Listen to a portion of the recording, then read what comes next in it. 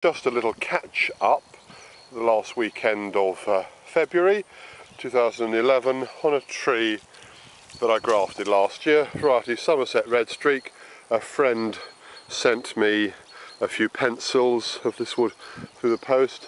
This tree is in a row of cider trees which are a variety Tremlett's bitter. That's the Tremlett's bitter, and that's full-size Tremlett's bitter. And essentially, to give you an idea what I did, I've shown this last year, by the way, incidentally, that's a hole made probably by a leopard moth there, and that's by a woodpecker going after the leopard moth.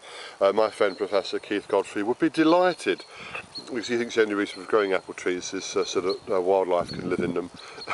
Which is a reason for growing them. But anyway, I had more of these trees than I wanted. This perhaps is a better example, just to give you an idea. So what I did with one of them, I sort of basically sawed, back hard in this sort of way, sawed back to cut out some of these back to a couple of main trunks.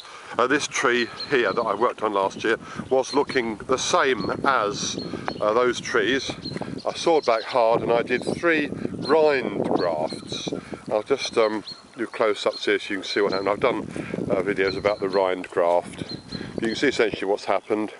Saw across, make a careful cut with the knife, lift up a bit of bark, carefully cut your pencil of cyan wood, which goes from there to there, just filling in the viewfinder there.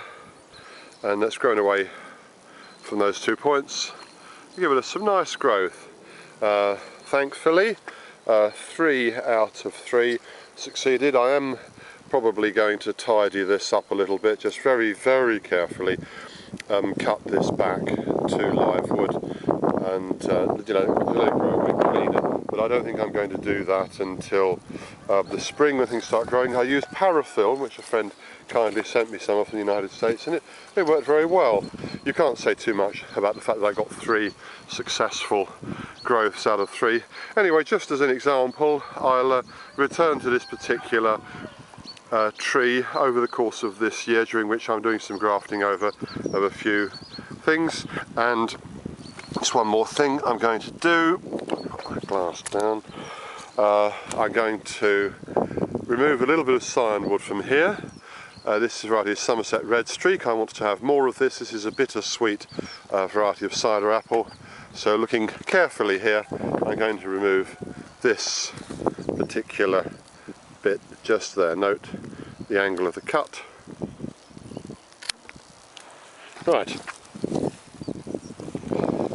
This is going to be carefully label this. Bit of cyan wood from Somerset Redstreak, and I'm going to graft that somewhere else. And I think I can spare that bit. Sorry, this one I can spare that bit as well.